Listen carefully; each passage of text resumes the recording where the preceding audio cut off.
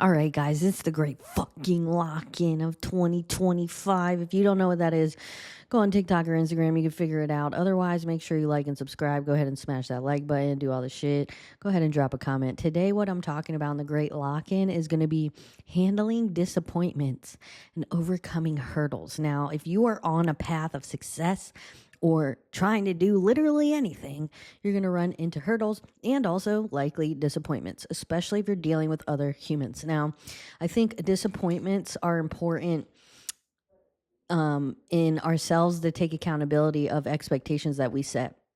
And sometimes disappointments are simply expectation management that went wrong, right? So, for example, maybe you started collabing with a producer and you thought he could bang out a track in 30 minutes and now it's 4 hours and you're disappointed and frustrated, and really you forgot to ask how long it would take. So I would encourage you to ask as many questions as possible so that you're setting clear and realistic expectations for yourself so you don't break your own fucking heart, right? And then as hurdles come down, so let's say you're with the producer and, this is a hurdle for you because you're paying for more studio time than you thought you would be paying for.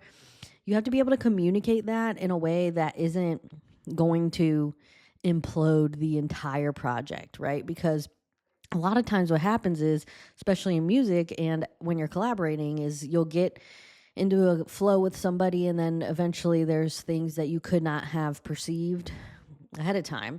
And at that point, it's up to you to decide, hey, am I going to fucking throw the baby out with the bathwater, or am I going to be a big girl and go ahead and deal with it? Now, the way people deal with conflict, the whole different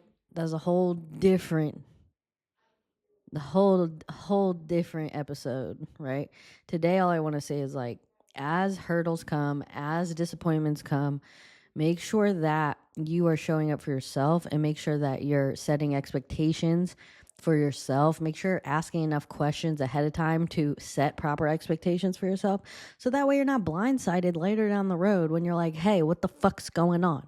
Now, inevitably, if you're in music, you will encounter that cross section of what the fuck's going on. And this is where you kind of have to deal with that conflict resolution, which maybe I'll talk about tomorrow. Anyways, thanks for joining me on the Great Lock-In. I'll see you guys later. I got shit to do. Bye.